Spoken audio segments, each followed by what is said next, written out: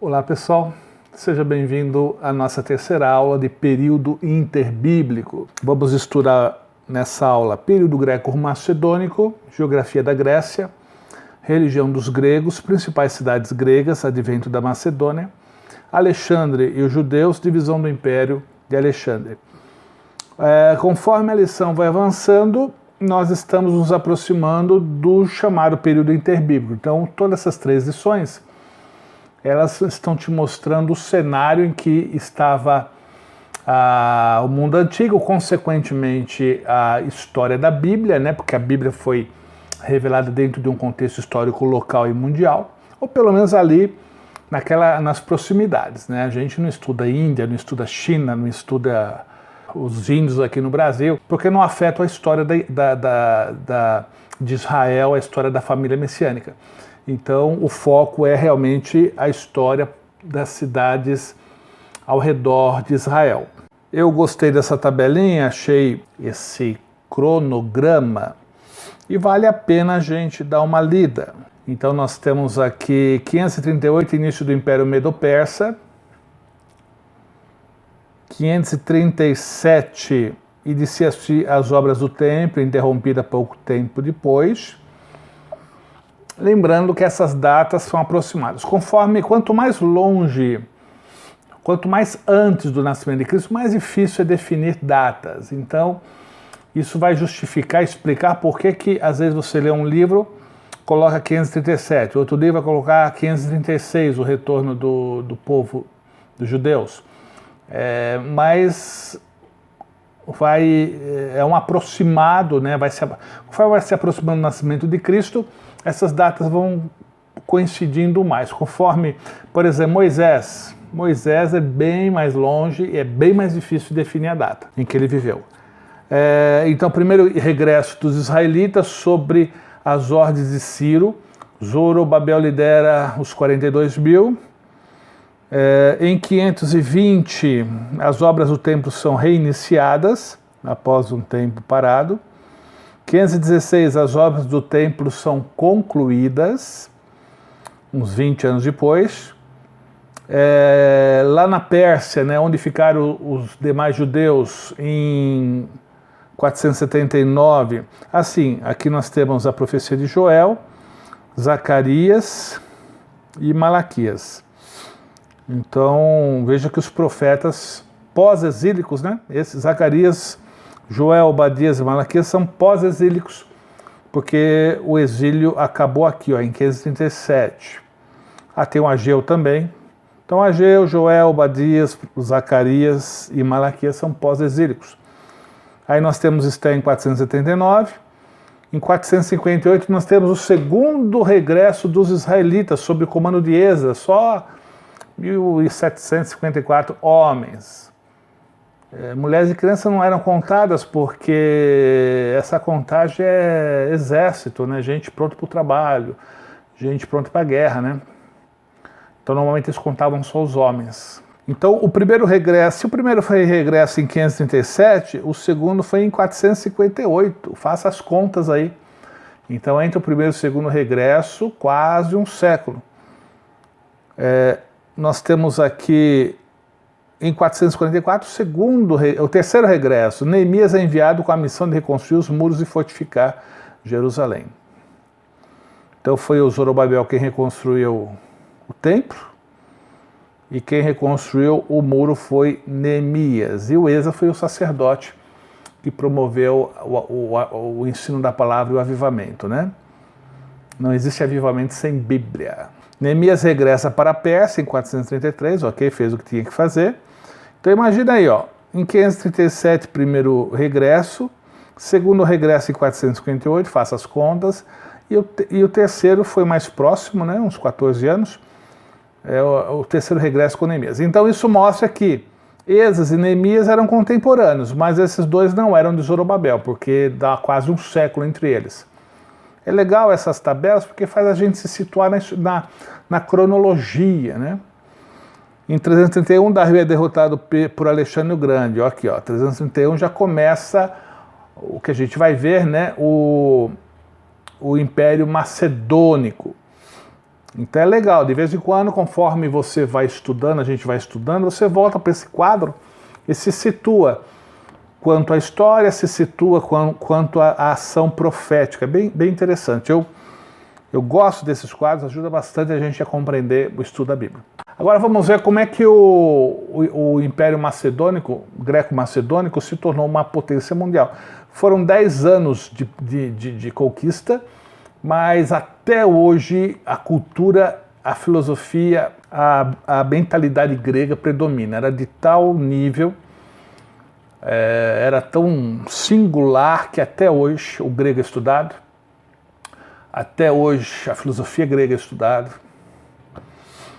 Então vamos ver como é que ocorreu a queda do Império Persa e o surgimento do Império Macedônico. O Império Macedônico não deixou sucessor direto, pois tinha um irmão, mas era imbecil, e um filho com poucos anos de idade. Se era imbecil, não sei, mas eu acho que a ideia é que o camarada não era muito inteligente, né? Pérdiccas, no princípio, governou como regente, passando sucessivamente a Antípatro e Polispercon.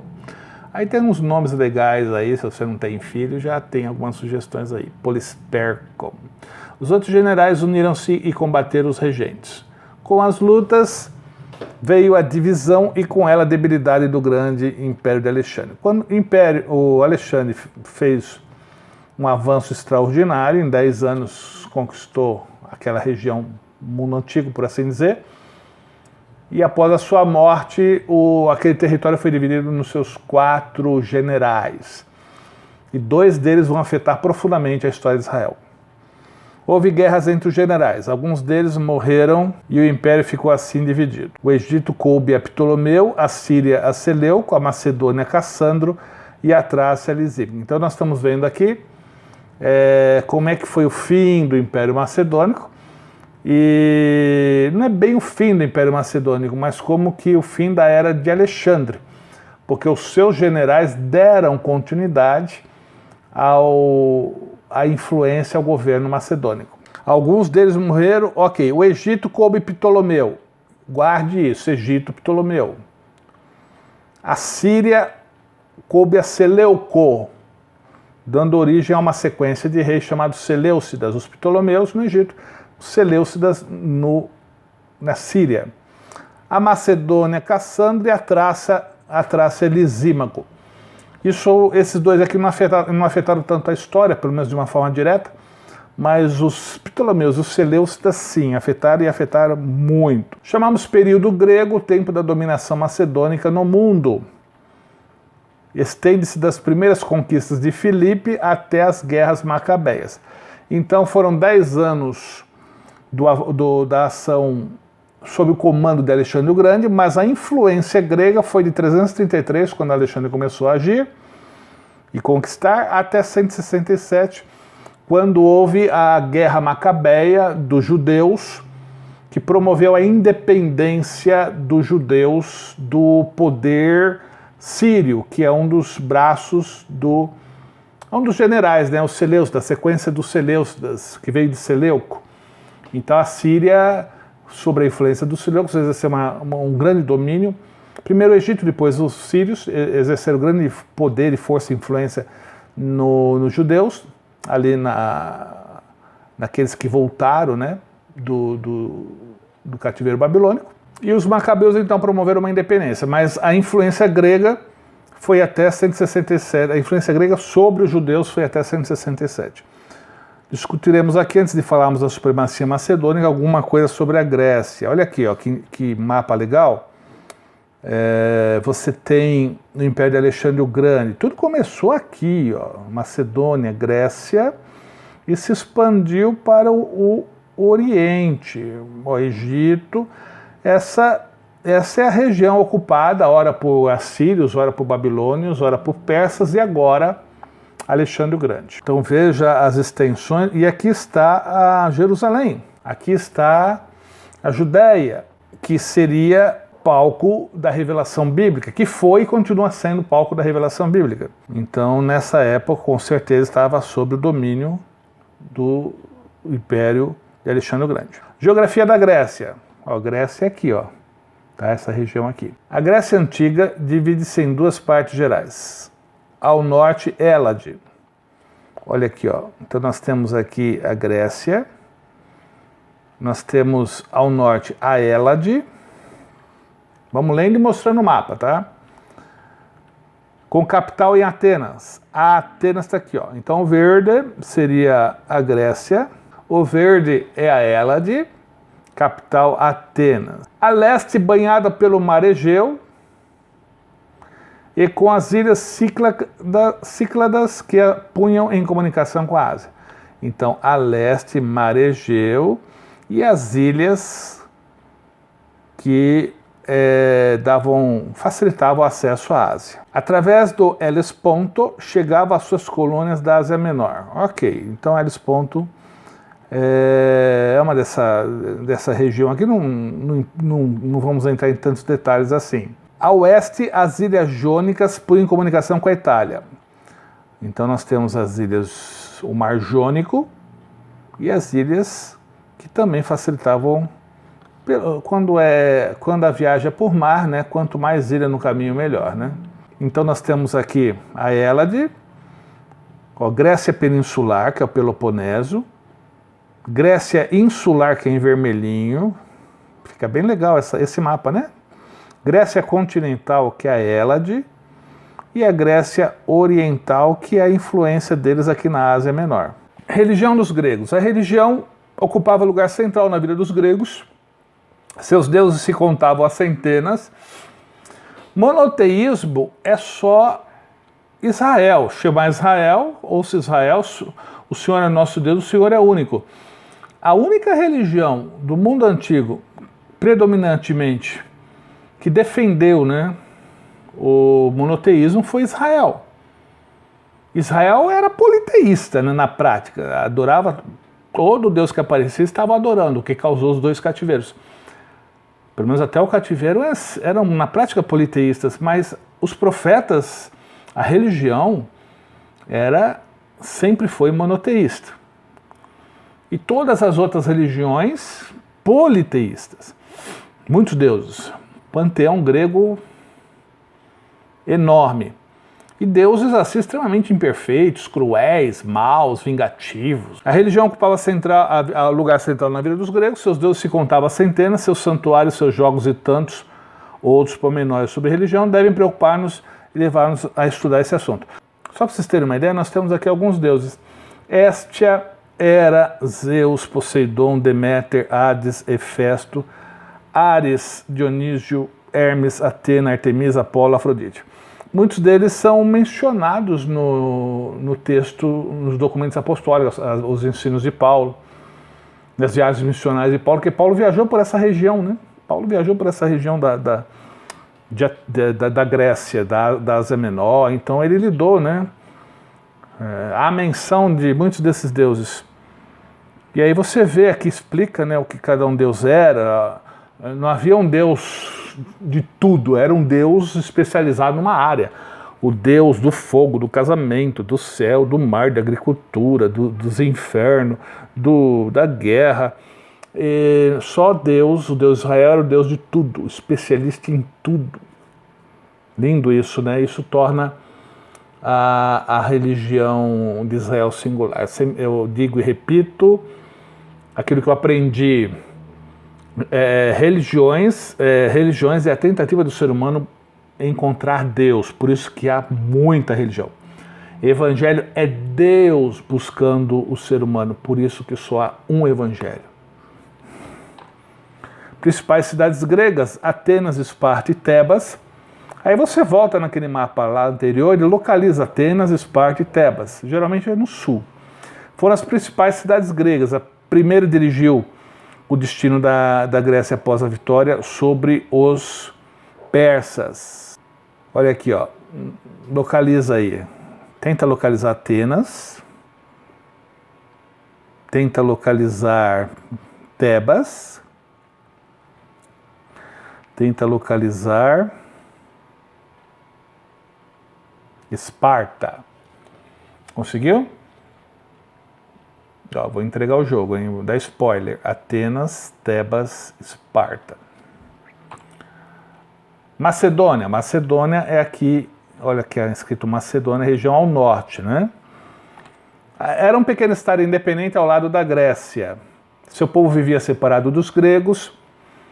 Quando Atenas, Esparta e Tebas sucessivamente estavam no apogeu, Macedônia não passava de uma simples colônia de escravos.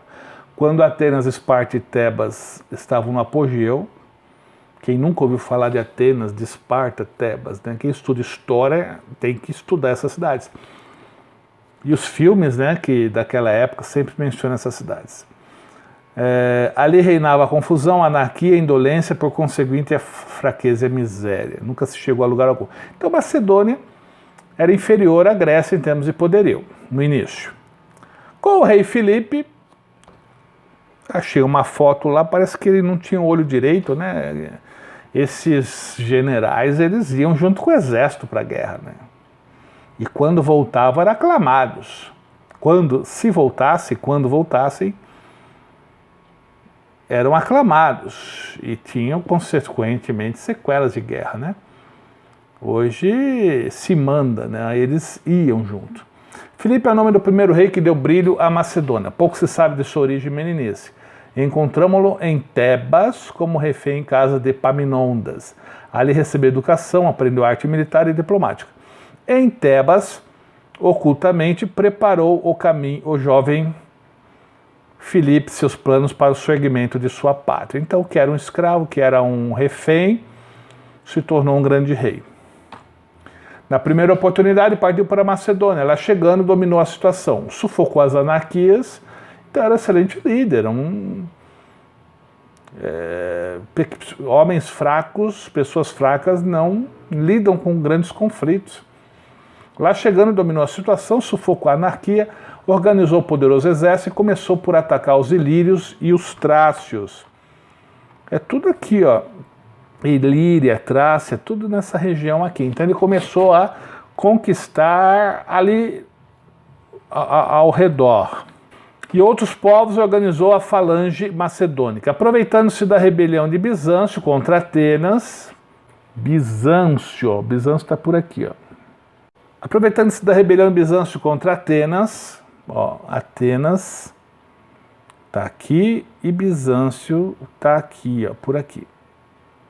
Que depois vai ser Constantinopla. Tem história esse Bizâncio, viu? Aproveitando-se da rebelião de Bizâncio contra Atenas, estendeu a fronteira da Macedônia até o Mar Egeu. Mar Egeu, olha lá. Bom, ele vai conquistando.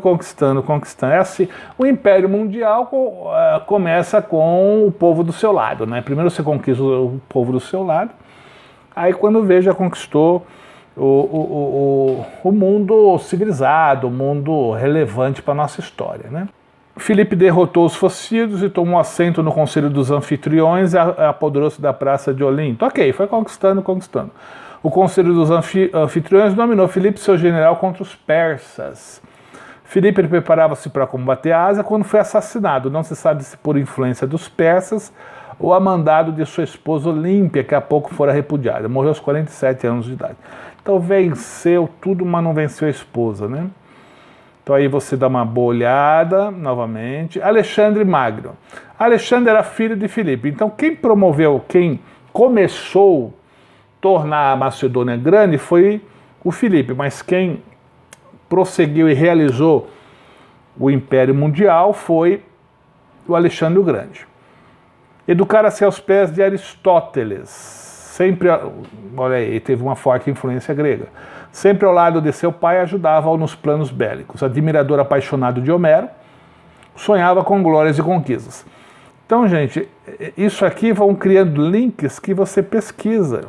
Na Wikipédia você tem na internet a Wikipédia, né? Vai te dar bastante informação sobre isso, sobre esses nomes. Então, isso aí são links que você quer melhorar o seu conhecimento, pesquise. Sonhava com glórias e conquistas, viram-no chorar um dia ao ver das vitórias de Filipe. Meu pai não me deixará, pois nada a fazer, né? Era homem providencial para derrubar e levantar impérios. Salvou a vida de seu pai das mãos dos bárbaros no Danúbio. Atribui-lhe a vitória de Queroneia. Links que, se você tiver interesse, corre e pesquise. Aos 20 anos, por morte do seu pai, assumiu as rédeas do governo do Império Macedônico.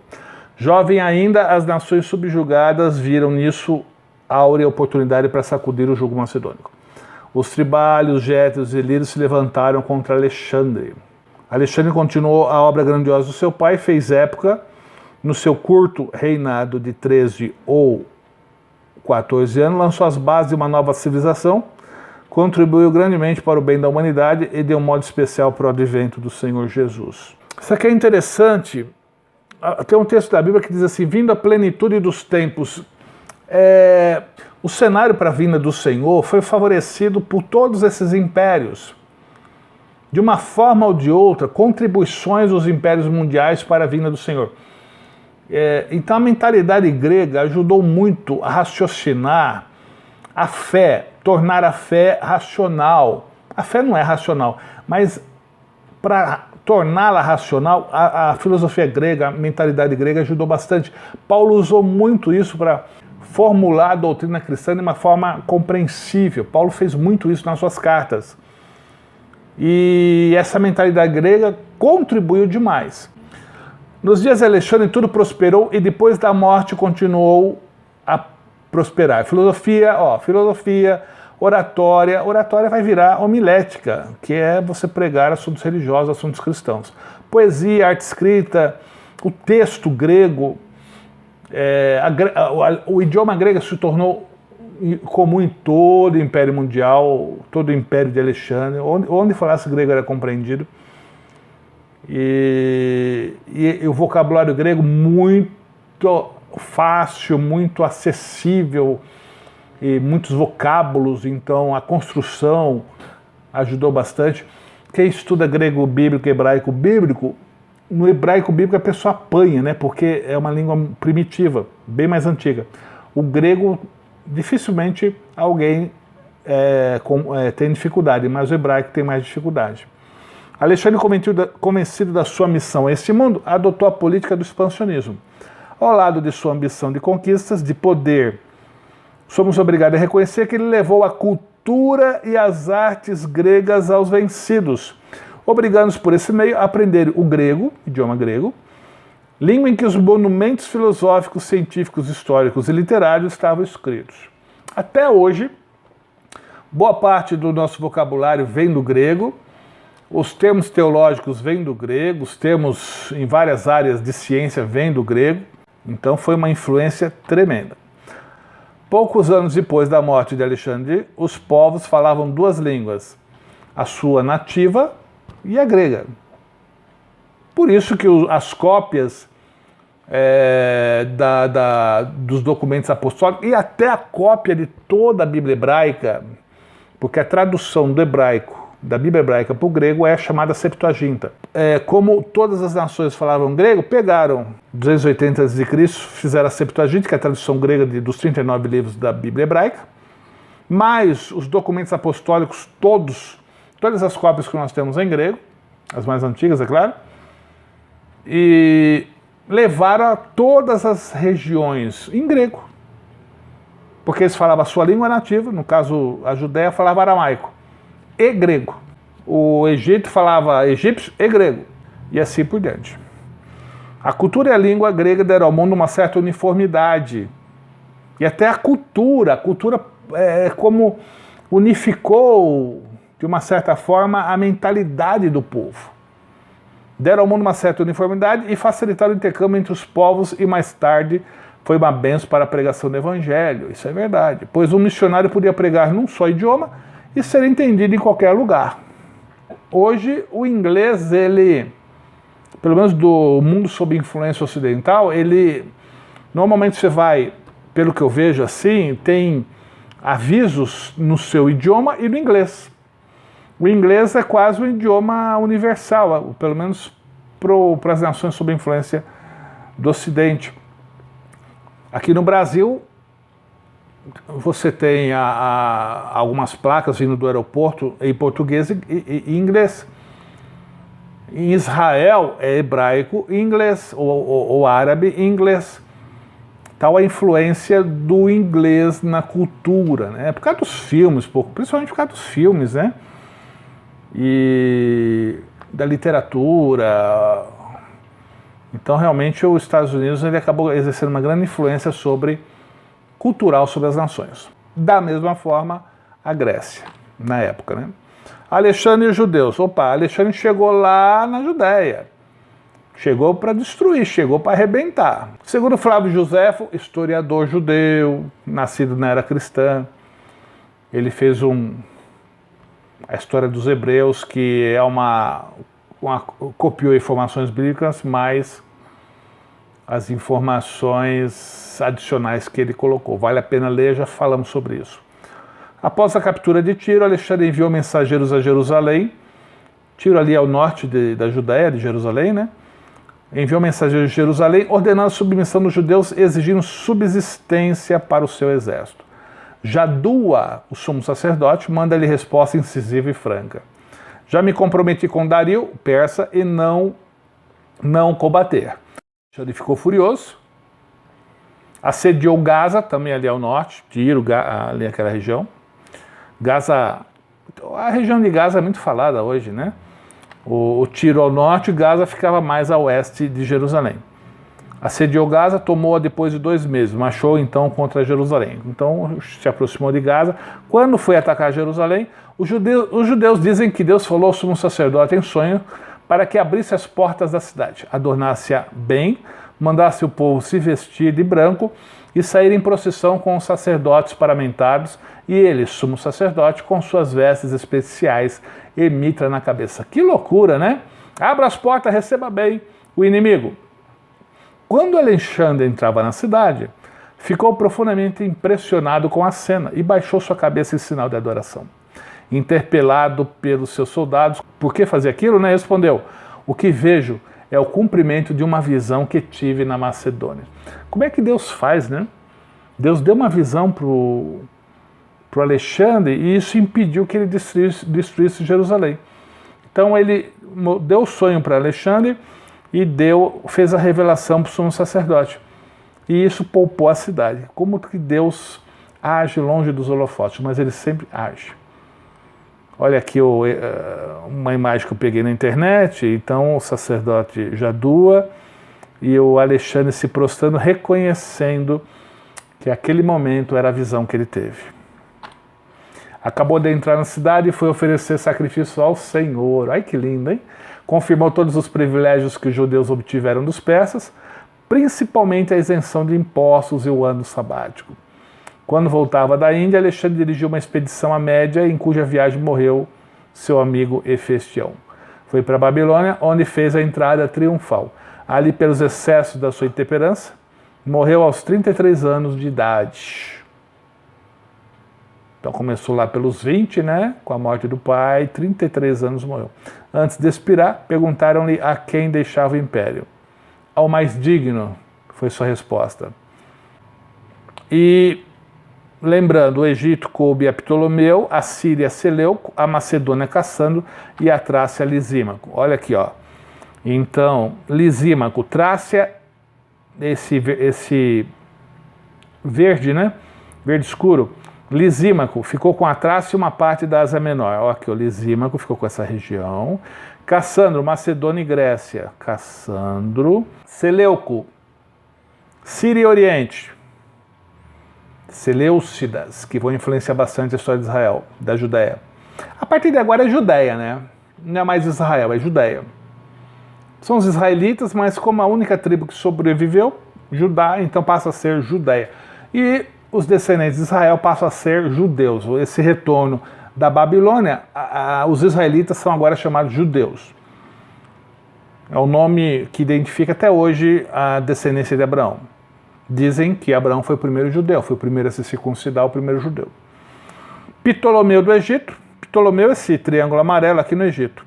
Então, Lisímaco, Cassandro, que não vai afetar a nossa história, a história da Judéia, mas Ptolomeus foram os primeiros que governaram a Judéia. Os Ptolomeus, a sequência, né, de Ptolomeus, e depois a sequência após Seleuco, que são os Seleucidas, que também influenciaram muito a Judéia. E foi na influência dos Seleucos, no domínio dos Seleucidas, que ocorreu a independência macabeia. Ptolomeus no Egito. Cada um dos generais citados acima começou por implantar-se na região que foi designada. Ptolomeu I ou Sóter. Então estamos focados ali no Egito. Ptolomeu assumiu e os Ptolomeus foram chamados Ptolomeus, deram sequência. Ptolomeu I ou Sóter. Sóter é grego, Salvador, né? Esse Ptolomeu, ao lado de Seleuco, Lisímaco e Cassano, derrotou Antígono da Frígia na batalha de Ipsus. Ptolomeu I, em 285, abdicou em favor de seu segundo filho, ficando seu governo em sólidas bases. Ptolomeu II, ou Filadélfio, começou a reinar em 285.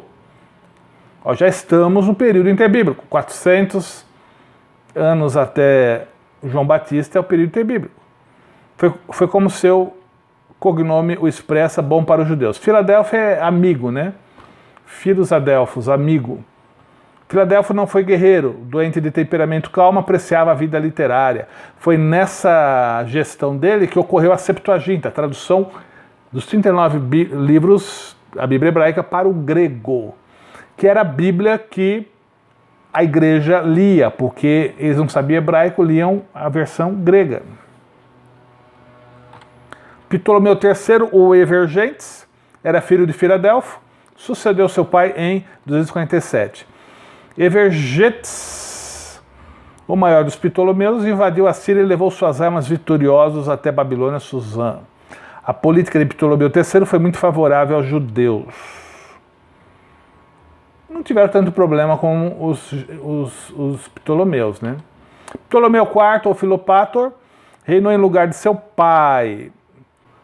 Filopator, valendo-se do ensejo de estar em Jerusalém, quis entrar no templo. Os judeus em coro começaram a gritar e protestar contra esse abuso. Já era metidinho, né?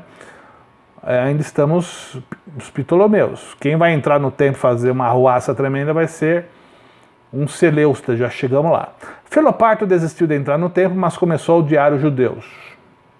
Mais um, né, para odiar judeu. O mundo não cristão, ele não entende o amor de Deus por Israel, o sucesso dos judeus, dos israelitas.